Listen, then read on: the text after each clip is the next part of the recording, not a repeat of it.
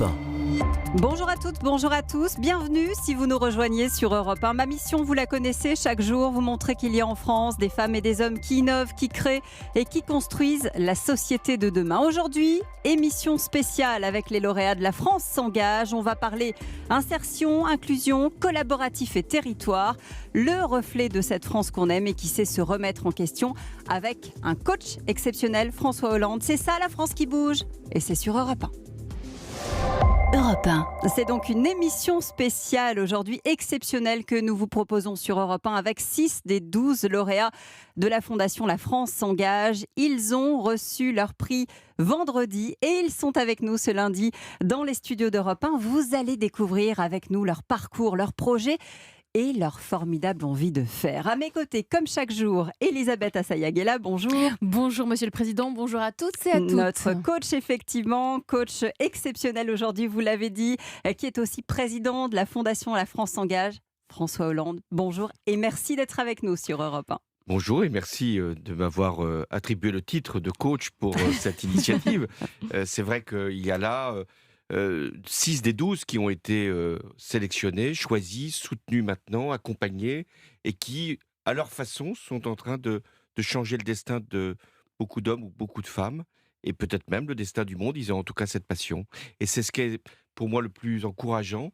Ils sont jeunes, il y a une vitalité dans la génération qui arrive pour prendre des responsabilités et s'engager pour les autres. C'est ça ce que j'ai voulu faire avec la Fondation, c'est soutenir l'engagement. Et ça fait 5 ans que ça fonctionne comme ça. On partage quand même avec vous cet ADN commun, aller chercher, aider, mettre en lumière tous ces acteurs qui se battent pour leurs idées, pour leurs idéaux parfois aussi, qui sont ce qu'on appelle des faiseurs en français ou des change makers. Ils sont issus du monde de l'entreprise, du monde associatif aussi. Et parmi eux, il y a ici avec nous l'association Départ. Bonjour Clémentine Sassolas. Bonjour. Merci d'être avec nous sur Europe 1. Vous êtes la directrice de cette association et vous avez lancé il y a 5 ans à Marseille avec une entreprise d'insertion un projet intitulé Des étoiles et des femmes. Au démarrage, je crois que c'était dans la tête d'Alain Ducasse, ce projet, chef étoilé de renom. C'est là qu'il prend racine. Oui, tout à fait. C'est vraiment un projet qu'on a monté sur une idée originale d'Alain Ducasse, en fait. Et l'idée, c'est de permettre à des femmes très éloignées de l'emploi de retrouver un travail et notamment une formation diplômante, puisqu'on permet à 12 femmes de passer un CAP cuisine en 1 an. Et en faisant tout leur stage en fait auprès de grands chefs que dans des grandes tables, donc d'abord à Marseille, là où est né le projet, et maintenant dans cette ville en France. Et nous, on les accompagne, en fait, l'association, à lever tous les freins périphériques à l'emploi. Ça signifie que vous répondez à un double objectif finalement, aider les femmes à retrouver du travail et aider les restaurateurs qui sont dans un secteur en tension finalement à trouver du personnel qualifié. C'est ça, c'est même un triple objectif parce que... Donc effectivement, on s'attaque au problème du chômage dans les zones prioritaires de la ville notamment. Et ce taux de chômage est encore plus fort pour les femmes. Ça, c'est le premier constat. Le deuxième, c'est que le métier de la restauration, c'est vraiment un métier en tension. Tous les restaurateurs nous disent on a du mal à recruter des personnes qualifiées, diplômées, etc. Et enfin... et à recruter des femmes, et parce oui, qu'elles voilà, sont rares. C'est ça, en fait. C'est ça le troisième constat, c'est qu'aujourd'hui, il y a seulement 25% de femmes dans les cuisines professionnelles. Donc on associe souvent la cuisine aux femmes, mais en fait, dans la réalité professionnelle, on en est très loin. Le vrai plus de votre initiative, c'est aussi que vous allez les aider, c'est-à-dire que vous mettez en place des solutions autour d'elles pour que les enfants soient gardés, pour qu'elles puissent se déplacer si elles n'ont pas de véhicule. Finalement, vous leur donnez des moyens qu'elles n'ont pas. Exactement.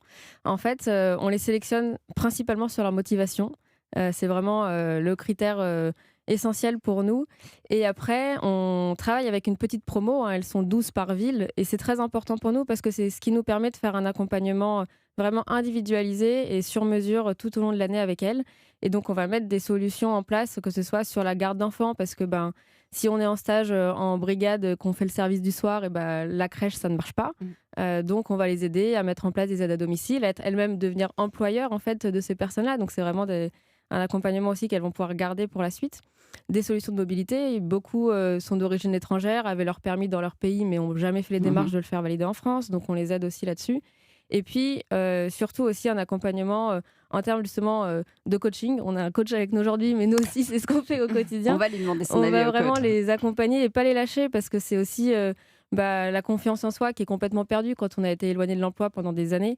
Et du coup, tout ça aussi, on le travaille au quotidien avec elle. François Hollande, le plus de cette association, c'est vraiment d'avoir eu cette bonne idée finalement de mixer plusieurs manques et d'arriver à trouver des solutions. D'arriver d'abord à convaincre des chefs, Mhm. avec Ducasse, mais d'autres, hein, puisqu'il y a plusieurs qui se sont associés. Ensuite, d'aller vers un public qui était sans doute le plus éloigné de l'emploi, des femmes, parfois d'origine étrangère. Et enfin, de les accompagner, comme il a été dit, c'est-à-dire de leur permettre d'occuper les emplois une fois la formation acquise. Alors pourquoi la fondation, la mienne, va pouvoir leur donner plus de moyens?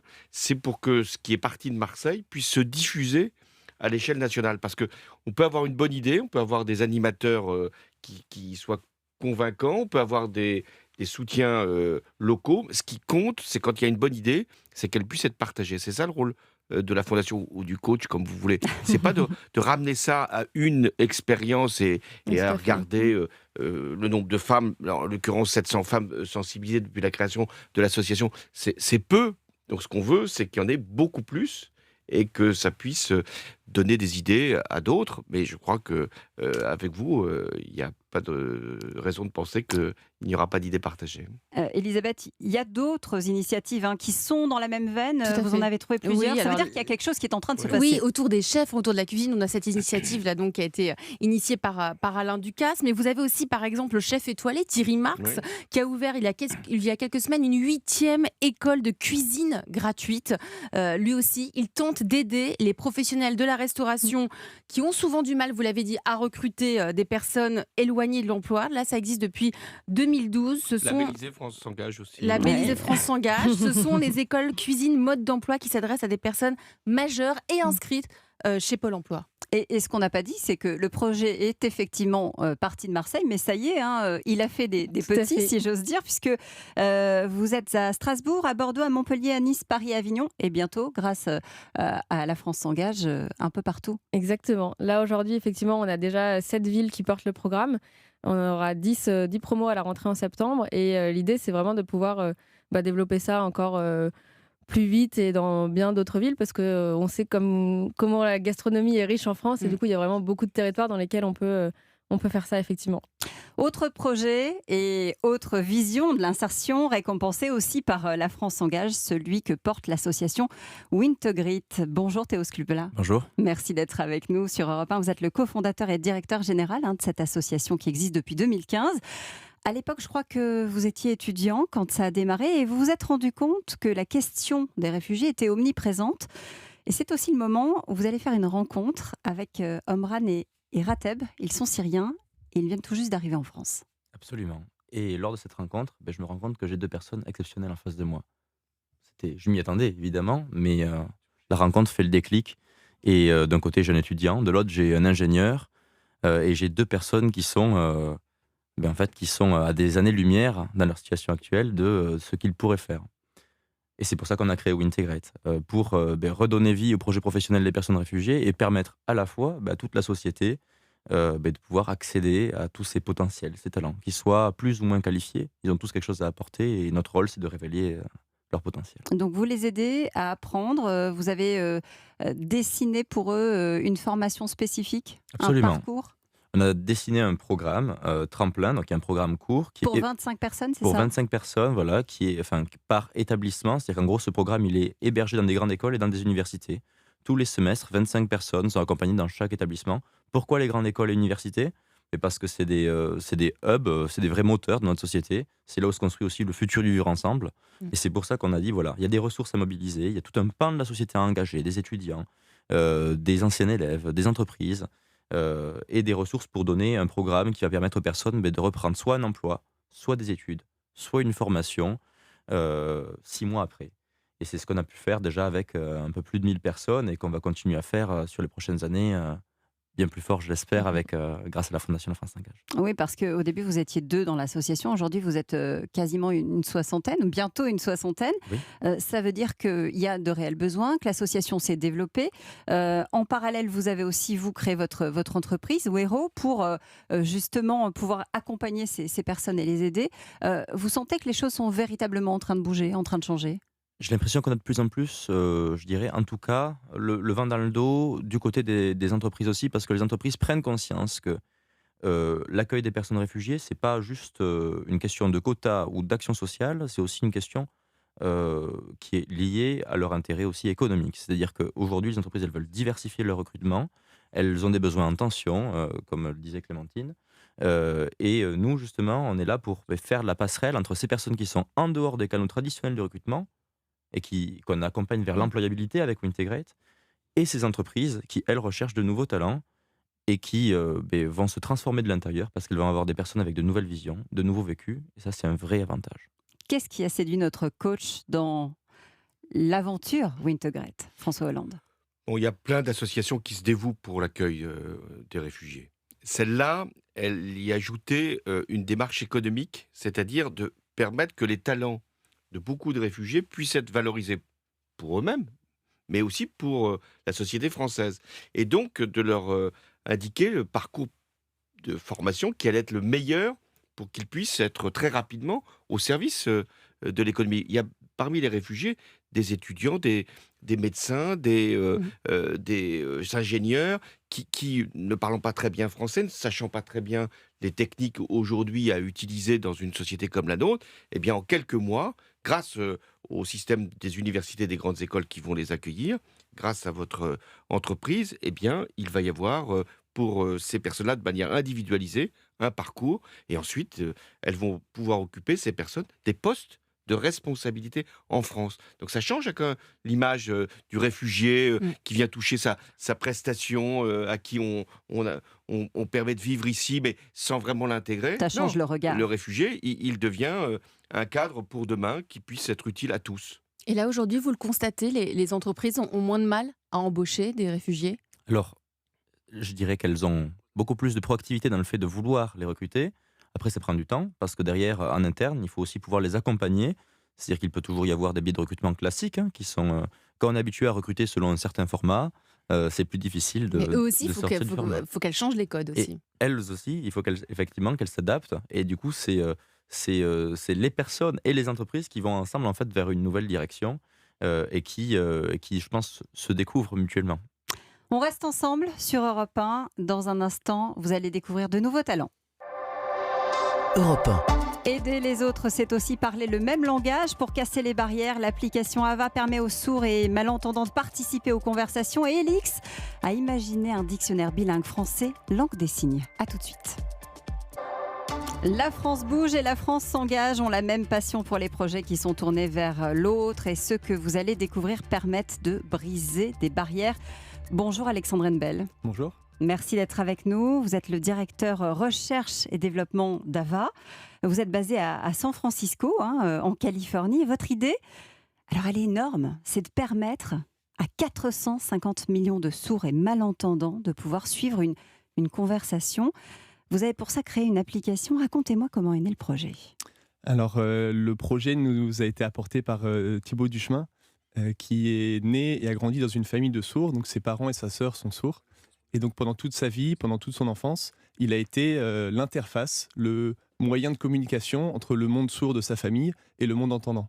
Un exemple, c'est si le téléphone sonne à la maison, il y a des lumières qui clignotent partout, et il doit lui se précipiter sur le téléphone pour après traduire en langue des signes à sa famille. C'est comme ça que lui vient l'idée d'inventer un autre système. Alors c'est comme ça que lui a pleinement conscience du besoin, et à côté de ça, on voit émerger des nouvelles technologies d'intelligence artificielle, de reconnaissance vocale, qui sont très performantes, et qui sont en fait surtout utilisées pour dicter des textos ou commander des pizzas. Et c'est assez immédiat en fait de se rendre compte que il faut absolument que ces technologies soient utilisées par et pour ceux qui en ont le plus besoin. Alors, il est à San Francisco. Il va rencontrer dans le cadre de son travail un ingénieur comme lui, un Taïwanais. Et là aussi, il est obligé finalement de passer par l'écrit pour arriver à communiquer avec lui. Et c'est eux, tous les deux, qui vont décider de créer ce système qui traduit via les téléphones, finalement comme une sorte de sous-titre à la télé. On peut résumer comme ça. Exactement, donc c'est un système qui utilise le micro des smartphones pour écouter ce qui est dit, deviner qui dit quoi, et le transcrire, l'afficher sur le téléphone en temps réel. Donc, on pose le téléphone, on met l'appli en marche et on suit la conversation. C'est ça, idéalement, chaque participant va télécharger l'application, poser le téléphone devant soi. Le fait d'avoir plusieurs micros répartis autour de la table nous permet, nous, d'avoir une qualité qui va être bien meilleure qu'un Siri, par exemple, et faciliter grandement la compréhension de la conversation par la personne sourde ou malentendante. Et depuis l'été dernier, il y a un service Crib, c'est ça, qui est en train d'être mis en place pour être plus précis, c'est-à-dire, vous avez aujourd'hui 300 000 téléchargements, 12 langues déjà, ce qui est énorme. Oui, alors la reconnaissance vocale fonctionne bien, pas encore parfaitement, donc le système de transcription automatique seul va suffire dans un certain nombre de situations. Il y a certaines autres situations, par exemple une réunion particulièrement importante ou une situation où il y a beaucoup de personnes, on va avoir besoin d'une précision supplémentaire. Alors justement, quand il y a beaucoup de personnes, comment on sait qui parle, qui est en train de s'exprimer? Est-ce qu'il y a des codes couleurs, par exemple, pour les différencier? Alors oui, on identifie chaque personne et on affiche chaque interlocuteur dans une couleur. Et pour finir sur la précision, on a créé un système qui permet à des opérateurs humains de collaborer avec l'intelligence artificielle pour améliorer la performance. C'est ce qui a séduit la Fondation S'engage, François Hollande, ce projet qui est un peu dingue quand même. 450 millions de personnes concernées. Moi, j'ai rencontré Thibaut Duchemin il y a 1 an. C'est un génie, Thibaut Duchemin, qui, c'est vrai, a vécu dans une famille de sourds. Et lui-même n'étant pas sourd. Il aurait pu se contenter des techniques qu'on connaît aujourd'hui. On va y revenir. Il a pensé qu'il pouvait mettre de l'intelligence artificielle, de la technologie, au service d'une cause et au service de l'humain. C'est ça qui est intéressant. C'est qu'on le voit bien, le numérique peut être un facteur de progrès pour un certain nombre de personnes, mais aussi un facteur d'inégalité pour d'autres. Là, l'intelligence artificielle, le numérique va être au service de la communication. Et ce qui était vrai pour les sourds, c'est ça qui va transformer non seulement la vie des sourds, mais la vie de tout le monde. C'est que ce qui était vrai pour les sourds, comment arriver à partager une conversation, vous allez la voir aussi quand vous êtes dans une rencontre internationale, par exemple. Où il y a quand même des sourds d'une autre nature, c'est-à-dire des gens qui ne veulent pas se comprendre ou s'entendre. On est en ce moment dans une phase comme celle-là. Donc là, la traduction, vous voyez, tout le monde va mettre, plutôt que d'avoir des traducteurs, ou en plus des traducteurs, chacun aura sur son portable la transcription de ce qui est dit. Donc ça, c'est ça la belle idée. C'est ce qui est vrai pour une catégorie de la population, les sourds, très importante catégorie, va devenir un facteur de progrès, on va le voir tout à l'heure, pour l'ensemble de la société et du monde. Elisabeth, On peut la télécharger déjà, l'appli? Elle fonctionne? Oui, on peut télécharger l'application et je voulais juste rajouter que vous pouvez même parler au présent puisqu'on a déjà cette fonctionnalité de traduction et on utilise l'application pour parler en français, en anglais entre le bureau parisien et le bureau à San Francisco. et vous allez voir que se parler, se comprendre, communiquer, c'est véritablement essentiel. Mais encore faut-il, vous le disiez, avoir les bons outils. C'est pour ça que l'association Signes de Sens, basée à Lille, a eu l'idée de créer, LIX, un dictionnaire bilingue français langue des signes. Bonjour Simon Aurier. Bonjour. Merci d'être avec nous. Vous êtes le directeur et fondateur de l'association. Votre idée, elle date de 2003. À l'époque, vous travaillez sur un festival et là, vous rencontrez une personne sourde et vous vous posez une question très simple. Comment puis-je rendre le spectacle vivant accessible ? Exactement, tout commence par cette simple rencontre dans un projet et on voit du coup quelque part l'importance de la participation des personnes en situation de handicap à la société parce que ça déclenche, comme on l'a vu pour Thibaut et sa famille, finalement c'est ces rencontres qui déclenchent les beaux projets. Donc plus ils font partie de la vie, plus on va avoir de projets. Et donc voilà, moi sur ce hasard, je rencontre une personne sourde, on se réfléchit à l'accessibilité de la culture, du spectacle vivant. Et puis de fil en aiguille, on se rend compte que la question finalement de l'accès à la lecture, à l'écriture, et du passage entre le français et la langue des signes, c'est un vrai sujet pour une grande partie de ces personnes sourdes. Et donc, finalement, on saisit une opportunité technique toute bête qui arrive, qui est YouTube. Puisqu'avant, les dictionnaires en langue des signes, c'était des choses dessinées sur papier, enfin, c'était assez laborieux. Et là, on pouvait partager de la vidéo, contribuer collectivement. Enfin, donc, on avait en fait l'opportunité de créer le Gutenberg de la langue des signes, c'est-à-dire de pouvoir finalement imprimer la langue et la partager avec toute la communauté. Donc, ça permettait à la fois de la fédérer, parce que vous aviez beaucoup de disparités entre les langues, parce que un sourd à Lille, un sourd à Marseille, s'ils inventent un signe pour un sujet, c'est pas le même. Et comme ils se partagent pas par l'écrit, du coup, c'est difficile à harmoniser. Mais c'était aussi l'opportunité pour les personnes sourdes d'accéder au français plus facilement, et puis pour tous les autres d'accéder à la langue des signes. Donc Elix se positionne vraiment comme une passerelle entre les deux communautés linguistiques. Et pour rebondir sur ce qu'on disait là, il y a effectivement Signes de Sens depuis 2003, on développe différents types de projets, notamment autour de la langue des signes. Mais notre proposition de fond, elle est d'essayer aussi de faire entrevoir à la société qu'est-ce qu'elle va y gagner en dehors de la question d'accessibilité. C'est-à-dire que aujourd'hui, beaucoup de parents utilisent le baby sign pour communiquer avec leur bébé avant qu'il sache parler. Et ils n'ont pas des problèmes de surdité, ils n'ont aucun rapport avec le sujet. Mais finalement, cette micro-communauté, sur un stress, elle a créé une innovation. Et cette innovation, la société, elle s'en empare peu. Alors qu'un chercheur qui invente une innovation, tout le monde dit waouh et tout le monde s'en empare. Et quand un public fragile l'invente, en fait, ça fait un peu plouf. Donc nous, le but, c'est aussi de redonner de la valeur à la langue des signes et de lui donner des déploiements un peu inattendus. Comme il n'existe pas grand-chose au départ, vous attaquez à cette question, vous créez cette solution, mais quand vous imaginez ce conte au départ avec un enfant entendant, un enfant sourd, comment est-ce que les gens réagissent ? Qu'est-ce qu'on se dit autour de vous ? Alors déjà, les gens étaient surpris parce que c'était pas un sujet que je connaissais, etc. Donc il y avait un peu de surprise dans tout l'environnement de tout le monde parce qu'on s'était lancé un peu... sauvagement dans le sujet, un peu follement. Après, les gens étaient hyper intéressés et on l'a vu, tout le monde est assez fasciné par la langue des signes, par ce que ça veut dire. Donc, quand on a créé des rencontres entre des enfants sourds et des enfants entendants, c'était assez magique de voir comment chacun s'emparait de l'espace de l'autre. Pareil pour les adultes. Donc, ça a été vraiment quelque part à la fois beaucoup de surprises et derrière très vite beaucoup d'enthousiasme, d'où le fait qu'on ait développé la structure et puis développé comme un projet comme Elix. Parce que Elix, ça fait donc à peu près 10 ans que ça existe. 2010, oui. Voilà, c'est une application mobile couplée à un dictionnaire en site web collaboratif. Et entièrement gratuite. Exactement, il faut le dire. Complètement. Le but, c'est de rendre la langue des signes le plus accessible et le plus commun possible. Donc, avec ces outils de dictionnaire, on a 5200 visites chaque jour. L'appli, elle est téléchargée 250 fois chaque jour. Donc, c'est déjà quand même un sacré mouvement. On voit bien qu'il y a une appétence. Et de l'autre côté, Elix, c'est aussi tout un développement d'activités dans la cité, parce que le but, c'est que la cité soit envahie par la langue des signes. Donc, on fait des soirées dans les bars en langue des signes, des soirées jeux, des choses comme ça. Et puis, il faut l'avoir en tête, c'est toutes les opportunités qu'on veut développer pour que la société utilise la langue des signes comme une opportunité de communication atypique. Donc, avec les bébés, on a testé avec des jeunes femmes anorexiques, on a travaillé avec des personnes Alzheimer. Il y a aussi des sujets sur les métiers à bruit, comment on communique quand on n'a pas d'audition dans l'espace professionnel. Aujourd'hui, les gens, ils enlèvent leur casque. Donc, à 35 ans, ils sont sourds. Donc, comment, en fait, la langue des signes peut venir à un moment nourrir des espaces de vie collective. Qu'est-ce qui vous a séduit, François Hollande, dans le projet Elix ? Nous avons déjà soutenu des associations qui travaillaient avec la langue des signes et qui faisaient vraiment une belle démarche. Mais celle-là, c'est l'apprentissage, l'acquisition de la langue des signes. Et de nous dire peut-être qu'un jour, dans le système scolaire, on apprendra la langue des signes comme on apprend l'anglais pour communiquer.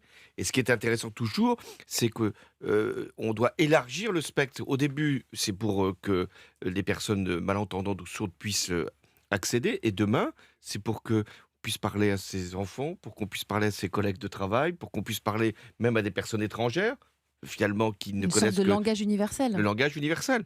Alors, je dis pas qu'au niveau européen, on va finir tous par la langue des signes, mais enfin, ce serait déjà pas mal, finalement, que de pouvoir ainsi communiquer. Donc voilà, c'est ça qui est intéressant.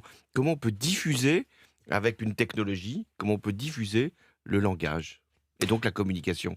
Vous avez une plateforme avec 25 000 vidéos, si je ne me trompe pas, 50 000 utilisateurs. Vous êtes en train de travailler sur une extension de navigateur. Votre but, c'est ça, en fait, aujourd'hui ? on continue à développer des outils techniques. Donc là, on va pouvoir télécharger une extension pour rendre le web accessible en langue des signes.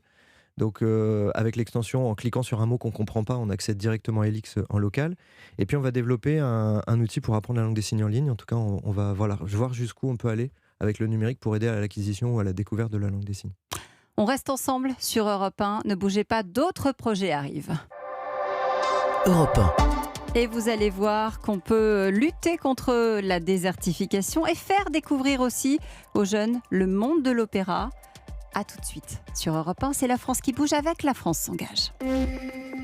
La France bouge et la France s'engage sont ensemble aujourd'hui pour défendre des projets qui vont changer et qui changent déjà notre quotidien. Retisser par exemple du lien, c'est ce que fait Village Vivant en rachetant des boutiques vides. Bonjour Raphaël Boutin. Bonjour. Merci d'être avec nous. C'est vous qui avez créé assez récemment, en 2017, cette association qui est ensuite devenue une coopérative pour lutter contre la désertification. Vous avez eu l'idée bien avant, pour le coup, 2013. Il faut dire que vous aviez travaillé avec l'association des maires ruraux et vous aviez une idée assez précise de ces villages qui sont en train de se vider. Oui, alors du coup, on avait l'idée, en effet, depuis quelques années. J'avais arpenté pas mal la France rurale. Mais ces derniers mois plus particulièrement, en tout cas, on a beaucoup parlé de cette France périphérique, loin de tout, où les services sont de plus en plus rares. Et ce qui nous a interpellés, nous, dans ce constat, c'est l'absence de lieux de vivre ensemble, de lieux où on se croise, où on se côtoie. Et de là a germé l'idée de Village Vivant. Vous aviez constaté en revanche qu'il y avait assez bizarrement beaucoup d'innovation sociale dans ces villages. Vous vous êtes dit, on peut peut-être faire correspondre un manque et un besoin ? C'est ça l'idée, c'est que on a vu que du coup il y avait ces territoires qui se paupérisaient, où les services disparaissaient, où les locaux vacants, les commerces vacants, c'est ce qui nous intéresse plus particulièrement, devenaient un véritable problème. Et à côté, beaucoup d'innovations sociales. On pense à des magasins de producteurs, à des ateliers de réparation de vélos, à des cafés associatifs, des choses pratiques, mais qui replacent l'habitant au centre du commerce, de l'activité, et qui de fait ne pourront pas être décentralisés en périphérie ou sur Internet. Donc on a vu cette opportunité des locaux vacants qui était un problème. On l'a transformée en opportunité pour pouvoir réinstaller ces activités qui, elles, ont du mal à accéder à l'immobilier ou au foncier. Vous démarrez dans la Drôme. La première boutique ouvre où exactement ? Alors, elle a déjà ouvert dans l'Ain. On est implanté sur Auvergne-Rhône-Alpes. C'est une librairie coopérative. C'est une histoire intéressante. On avait une pharmacie qui a fermé à l'entrée de la rue piétonne de cette petite ville de l'Ain, qui est Trévoux.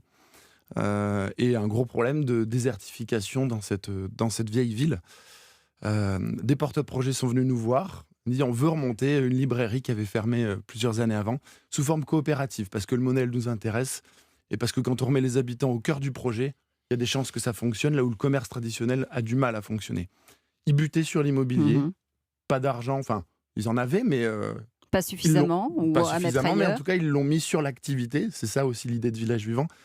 Et l'acquisition, on l'a fait avec plusieurs partenaires, acquisition, rénovation, avec un loyer progressif pour qu'ils puissent s'installer. Et en même temps, on contribue à installer cette librairie et à redynamiser une zone qui en avait besoin. La première, donc, c'était dans l'Ain. La deuxième et la troisième sont en cours. Votre objectif, c'est 200 en 10 ans. François Hollande, c'est aussi ça, s'engager finalement. C'est ce que fait l'association Village Vivant. Oui, mais il faut avoir une idée. Moi, ce que je souhaite, c'est que l'innovation puisse être encouragée. Vouloir que des villages renaissent, on l'a tous, cette idée. Mais trouver la méthode pour que des commerces vacants puissent être de nouveau utilisés peut-être pour d'autres services, ça, comment faire ? Et donc, leur innovation, c'est de pouvoir acheter le bien et de le louer dans des conditions avantageuses pour l'occupant et pas nécessairement pour du long terme, parce que c'est ça qui est compliqué pour un commerçant qui veut s'installer, c'est d'avoir un bail qui va courir et puis de ne pas pouvoir l'honorer. Donc là, ils ont trouvé un système d'économie sociale et solidaire où ils achètent le bien et puis le mettent à la disposition. Alors pour ça, il faut quand même de l'argent, d'où l'intérêt de la subvention de La France s'engage, mais il faut encore plus d'argent. Parce que si on veut qu'il y ait des milliers de commerces qui viennent se réinvestir dans les villages, il va falloir les accompagner. Donc, il ne sait pas à quoi il s'est engagé, c'est le cas de le dire, parce que ça peut être demain une coopérative de grande dimension pour mettre à disposition, avec les collectivités locales bien sûr, des lieux pour les commerces ou pour des services. Et l'aspect coopératif, il est vraiment central dans ce que vous faites. Il est central, l'aspect coopératif, par la gouvernance. Donc en effet, on est passé d'une association à une coopérative. C'est ce qu'on voulait, une coopérative qui a décidé de verser 100% de ses dividendes en intérêt, c'est-à-dire il n'y a pas de dividende versé aux sociétaires. Ça, c'est une forme importante. Donc on peut dire qu'on est la première foncière commerciale solidaire, non spéculative et non lucrative, où c'est l'intérêt social qui est privilégié sur le rendement économique. Et une façon de le faire très importante, donc on est des gros consommateurs de fonds, en effet, parce qu'on est une foncière. On va lever 3 millions d'euros d'ici novembre et ensuite, ainsi de suite chaque année, parce qu'on doit consommer ces actifs pour acheter du foncier. Et ça, on le fait avec les habitants, et c'est aussi une forme importante où on achète avec les habitants. Les habitants peuvent investir dans Village du Vent pour réouvrir leur boutique en bas de chez eux. On donne le moyen de faire. Et on va rester ensemble sur Europe 1, mais je voudrais vous emmener dans un tout autre univers, si vous le voulez bien, puisqu'on va partir du village à l'opéra, mais pas n'importe où, en coulisses. Bonjour Benjamin Moléron. Bonjour. Merci d'être avec nous. Vous êtes le cofondateur de La Fabrique Opéra, qui est une association et qui a vu le jour à Grenoble en 2006. L'idée, vous l'avez eue avec un chef d'orchestre, Patrick Souillot, pour ouvrir plus grande, j'ai envie de dire, les portes de l'opéra à un public jeune. Et vous avez décidé de les associer au spectacle.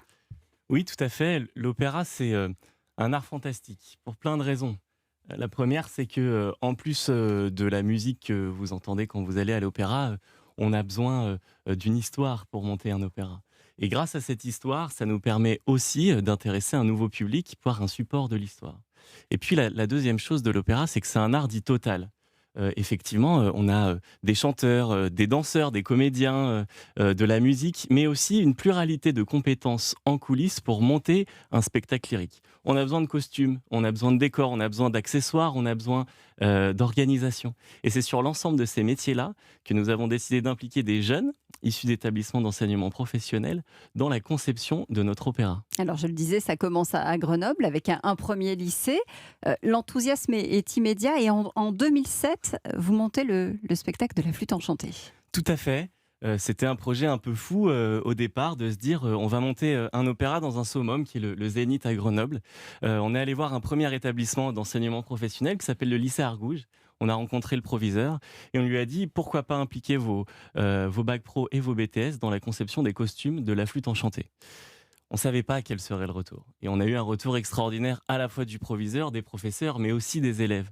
Ce qui nous a encouragé à aller voir un deuxième, puis un troisième, puis un quatrième, cinquième établissement. Et on s'est retrouvé avec un écosystème de 450 jeunes, un peu en faisant, sans vraiment se rendre compte de ce qu'on était en train de monter, qui se sont mis en dynamique pendant 7 mois pour monter une flûte enchantée qui a été vue par 7700 spectateurs. Aujourd'hui, 3 villes, c'est ça ? Orléans, Colmar, Mulhouse, en plus de Grenoble, bien sûr. Et vous faites sortir l'opéra du cadre aussi, c'est ça qui est important. On ne reste pas dans l'endroit où peut-être les jeunes ont un peu peur d'entrer, mais on leur ouvre les portes de manière différente. Tout à fait. C'est aussi ça, la Fabrique Opéra, c'est valoriser la formation professionnelle, bien sûr, mais aussi élargir le public de l'opéra. Il y a une pluralité d'initiatives qui ont déjà été faites et qui fonctionnent, des institutions notamment, pour emmener les jeunes publics et les néophytes à l'opéra. Nous, notre idée, elle va à l'inverse, c'est de dire on va sortir l'opéra du lieu d'opéra, qui est un des derniers arts, qui est encore uniquement pratiqué dans des lieux dédiés, pour les emmener dans des lieux qui ne sont pas des lieux dédiés à la musique classique, mais des lieux de musique amplifiée. Et maintenant, au summum, entre un concert de rock et un humoriste, on a de l'opéra chaque année, et ça, on en est très fiers, et ça permet à des gens qui peut-être auraient été rebutés par le lieu, par l'intimidation du lieu, de venir voir l'opéra plus facilement. Que dit notre coach de cette belle initiative, la Fabrique Opéra ? S'il y a une activité artistique qui paraît inaccessible au plus grand nombre, c'est bien l'opéra. Et pas simplement pour des raisons sociales ou pour des raisons économiques, parce que ça coûte cher, mais pour des raisons vraiment culturelles ou territoriales. Donc l'idée qu'on va mettre l'opéra à la disposition d'un établissement, d'un lycée professionnel, pas simplement sur l'opéra lui-même, mais sur tous les métiers qui sont liés à l'opéra, ça, je pense que c'est ça l'innovation. C'est de comprendre que lorsqu'on participe soi-même, on s'ouvre l'esprit et on devient amateur d'opéra sans le vouloir. Donc c'est pour ça que cette idée, elle peut donner là aussi envie à d'autres, pour d'autres arts, de le faire. Et on a labellisé aussi une initiative pour les orchestres, etc., qui est formidable aussi, de permettre que des jeunes, notamment des milieux populaires ou des milieux ruraux, puissent avoir des orchestres à leur disposition. Et demain, l'opéra. On reste ensemble sur Europe 1, la France s'engage. est avec La France qui bouge aujourd'hui. Europe 1. Vous restez avec nous et vous allez découvrir aussi dans quelques instants les 6 autres lauréats récompensés cette année par la Fondation La France s'engage. À tout de suite.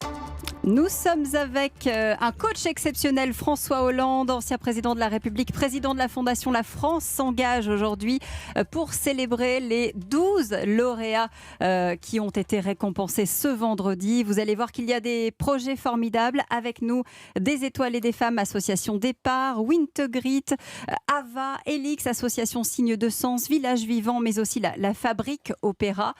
Toutes ces associations, ces initiatives sont aujourd'hui soutenues par la Fondation La France s'engage et elles sont avec nous sur Europe 1. On a évidemment envie de savoir, François Hollande, qu'est-ce qui fait le petit plus quand on a tout un tas de dossiers comme ça, comme ces associations qui sont avec nous? Qu'est-ce qui fait la différence, qui fait que là on se dit allez, j'ai envie de soutenir? D'abord, ce n'est pas moi qui sélectionne ces projets. Ce sont les salariés des entreprises qui contribuent à la fondation, la BNP, Total, la Poste, Andros. Ce sont ces sociétés-là qui mettent à disposition des salariés, et ce sont donc des citoyens qui vont dire cette initiative, parmi les 600 candidats, mérite qu'on la soutienne. Et ça, je crois que cette démarche démocratique, cette démarche qui n'est pas celle du haut, c'est-à-dire où il y aura forcément des experts qui diront ben non, il n'y a pas suffisamment de bénéficiaires, on ne prend pas. Non, qu'est-ce qui va déclencher? C'est le fait qu'il y a l'innovation et il y a l'engagement. Il faut qu'il y ait de l'innovation, il faut que ça puisse être une idée nouvelle. Pas simplement s'occuper des autres, ça c'est l'idée de tout le monde. Non, de trouver la manière de s'occuper des autres, le plus. Et il faut qu'il y ait de l'engagement, c'est-à-dire la volonté de généraliser ce qui va se produire. De ne pas s'enfermer. Parce que souvent quand on a un projet, on se dit, on va le faire pour notre territoire. C'est ce qu'il faut essayer de briser. On ne fait pas simplement pour le territoire, on ne fait pas simplement pour les handicapés, on ne le fait pas simplement pour les personnes seules, on ne le fait pas simplement pour les réfugiés, on le fait pour la société tout entière. Eh oui. C'est aussi ce qui vous guide dans chacune de vos associations, dans chacun de vos projets, justement cette démocratisation de ce que vous avez inventé, de ces innovations, Clémentine, par exemple, pour... Oui. Des étoiles et des femmes. Oui, tout à fait. On se dit effectivement que dans chaque ville en France, il y a des femmes qui sont éloignées de l'emploi. Dans chaque ville en France, il y a des restaurateurs qui cherchent à recruter. Donc, on peut monter ce projet dans beaucoup d'endroits. Et l'idée, après, au-delà de la démocratisation, en tout cas pour nous, c'est aussi de se dire comment on allie l'excellence pour des personnes qui, en général, n'y ont pas accès du tout, quoi. Et du coup, de créer ce pont-là, il est super important. Simon, pour l'association Signe de Sens et le projet Elix, que va vous apporter justement la dotation qui vous a été remise par la Fondation La France s'engage? Ça va servir à quoi cet argent qu'on vous donne?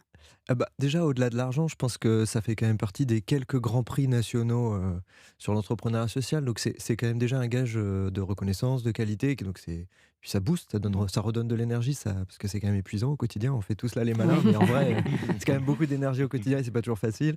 Donc, ça nous permet aussi d'avoir un point d'honneur où ça nous relance. Je pense que ça fait rebondir.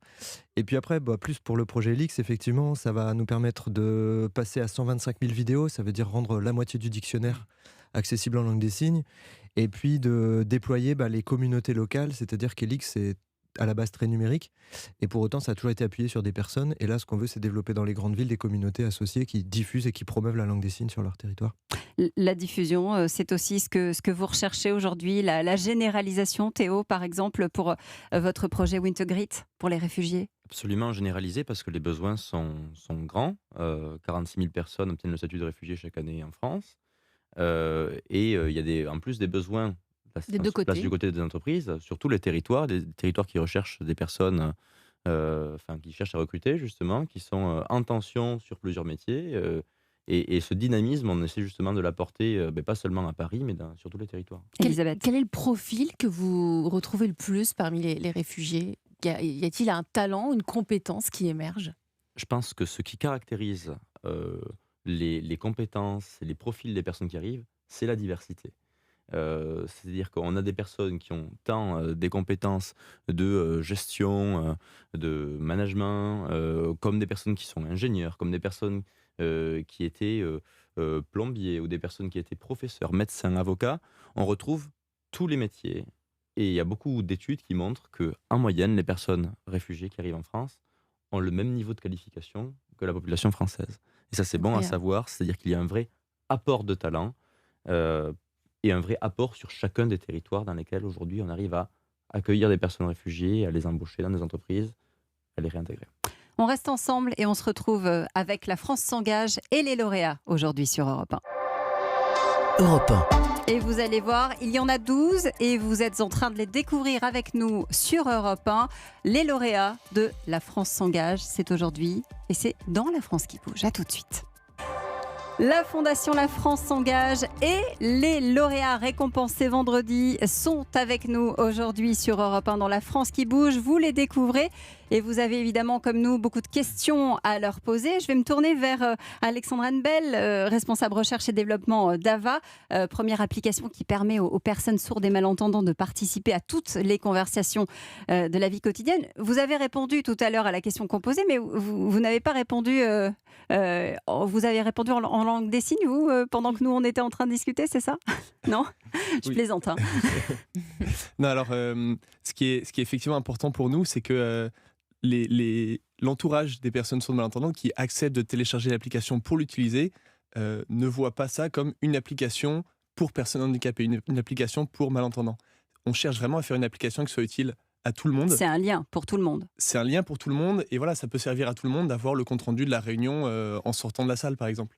Ça peut servir à tout le monde de pouvoir prendre les notes d'une interview sans avoir à soi-même prendre son crayon pour avoir l'esprit libre pour diriger l'interview ou la réunion. Alors, quand vous démarchez les entreprises, vous allez faire comment? Vous allez la proposer comme une application pour les personnes sourdes et malentendantes ou une application supplémentaire pour faciliter les liens et l'information au sein d'une entreprise? Alors aujourd'hui, on le présente effectivement comme une application pour permettre l'accès à l'emploi, favoriser le maintien dans l'emploi de personnes handicapées. Ce que l'on souhaite, c'est que l'entourage de ces personnes-là se rende compte que cette application leur est aussi utile et l'utilisent pour les deux, pour aider leurs collègues et pour eux-mêmes.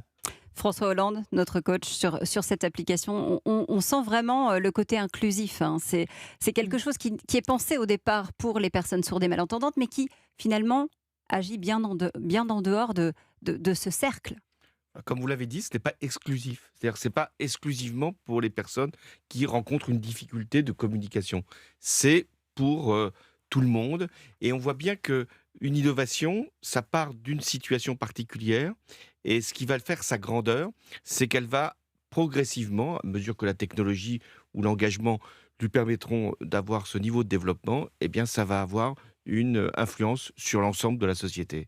Et ce qu'on croit être tout petit, une fondation qui aide quelques associations, une douzaine par an, on ajoute 2 pour l'outre-mer, puis quelques actions pour les jeunes. Ce qui est tout petit n'a pas vocation à rester à ce niveau, va devenir tout grand. On pense tous ce qu'a été au départ l'aventure d'Amazon, de Yahoo, etc. Bon, ça c'est pour le marché, c'est pour l'argent, c'est pour aussi les services.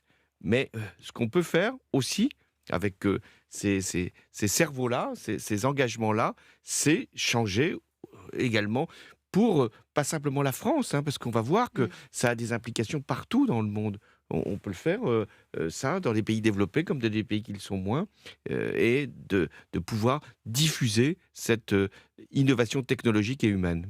Justement, est-ce que vous pensez plus grand, Raphaël Boutin pour Village Vivant? Même question pour vous, Benjamin Molleron pour la Fabrique Opéra. Ou quand on démarre, on a d'abord le projet et on se dit on verra après. Ou est-ce que ça y est, vous êtes déjà dans la phase suivante? On est déjà dans la phase suivante. Alors, quand on veut s'attaquer à l'immobilier, on porte aussi un discours qui est de dire qu'il faut repenser le rapport à l'immobilier. L'immobilier est un outil, pas une fin. Il doit servir à installer, à permettre des initiatives. Donc, on a forcément une vision qui est un peu plus large.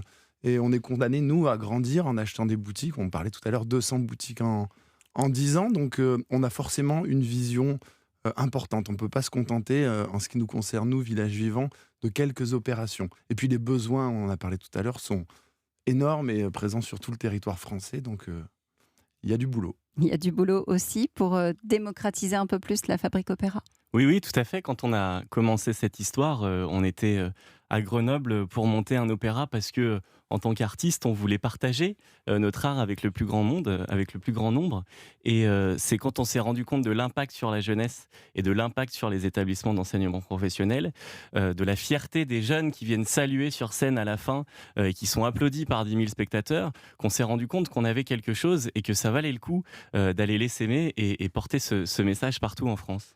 Je voudrais qu'on dise un petit mot, Elisabeth, des autres lauréats. Alors, il y a une application pour venir en aide aux femmes victimes de violences. On la connaît ici sur Europe 1. On les a reçus. C'est une application créée par l'association Résonante. L'objectif, c'est de lutter contre les violences faites aux filles, aux femmes.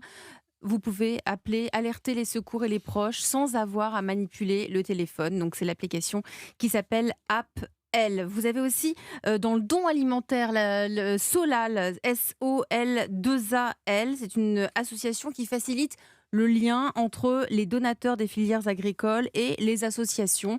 Elle n'intervient pas à la place des associations d'aide alimentaire, mais elle leur permet de multiplier les apports pour répondre à leurs appels en devant l'augmentation croissante des personnes qui n'ont pas à manger. En éducation, on a un autre lauréat, c'est le choix de l'école, une association qui agit pour tous les élèves, aucune distinction sociale. L'objectif, c'est de permettre d'avoir accès à une éducation de qualité. Elle encourage les jeunes diplômés, très souvent très bien diplômés, des jeunes diplômés actifs, à s'engager en tant qu'enseignants dans des collèges en éducation prioritaire. Et quand on voit un petit peu qui s'engage, on a des polytechniciens, on a des personnes qui vivent à l'étranger, qui se proposent de donner des cours d'anglais pendant 1 an dans des collèges en zone d'éducation prioritaire. Vous avez aussi, toujours dans l'éducation, l'école de la transition écologique. C'est sensibiliser les jeunes sans diplôme ou au chômage aux métiers liés à l'écologie, parce que 200 000 emplois dans les 10 ans à venir seront dans les métiers de la transition écologique. Donc, c'est leur permettre d'ouvrir leurs compétences dans ces métiers-là, dans l'agriculture, dans l'écohabitat, etc. Et vous avez toujours dans l'éducation, il y a énormément de dossiers dans l'éducation. La classe départ, l'envol, pour celles et ceux pour qui l'école, c'est pas forcément leur truc, ils ont décidé d'arrêter, mais ils cherchent toujours leur voie.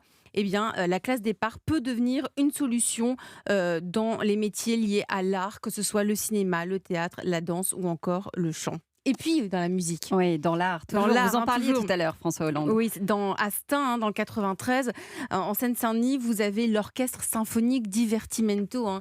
Il est créé il y a une vingtaine d'années. Il réunit près de 70 musiciens. Il est ancré en Seine-Saint-Denis, mais il se produit en France, dans le monde entier. Là aussi, on sort de nos territoires autour de concerts originaux et ambitieux.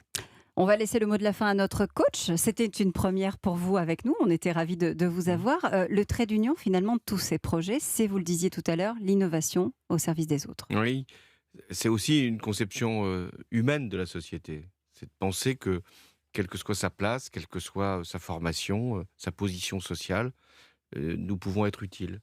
Et nous pouvons être au service du plus grand nombre. Et c'est ce que j'ai voulu faire avec la Fondation. Lorsque j'étais président, ce n'était pas une fondation, c'était un chantier de l'État. J'ai voulu prolonger ce choix par une fondation. Je remercie les entreprises qui y ont accédé, qui ont bien voulu apporter également des financements, Total, la BNP, Andros, et puis d'autres qui apportent de l'accompagnement. Parce que ce qu'on n'a pas dit, c'est qu'il n'y a pas simplement des subventions, il y a aussi de l'accompagnement, c'est-à-dire des experts qui vont venir et qui vont dire comment on peut, pour la ressource humaine, pour le marketing, pour la technologie, amener encore davantage de professionnalisme. Parce que ici, vous avez affaire à des professionnels, pas simplement des bénévoles, ils le sont le plus souvent, mais des gens qui veulent mettre leurs ressources et leurs compétences au service des autres. Donc c'est ce que nous faisons. Et si j'ai un appel à lancer, c'est que 1 euro mis dans une de ces initiatives, ça a un effet de levier considérable. C'est ça qu'il faut bien comprendre. Souvent, c'est par l'État que ça passe, par les impôts. Ben là, ça passe par l'apport que l'on peut avoir comme coopérateur, comme membre de l'association, comme soutien, comme bénévole. Mais il y a un effet de levier considérable qui peut permettre, là aussi, de changer la société. On peut changer la société de multiples manières, y compris par la voie électorale, mais on peut la changer par la voie citoyenne. Bon, l'ennemi, c'est pas la finance, alors. C'est la finance au service des autres. Ça change, hein. Ça change, merci. On a fini par la retrouver.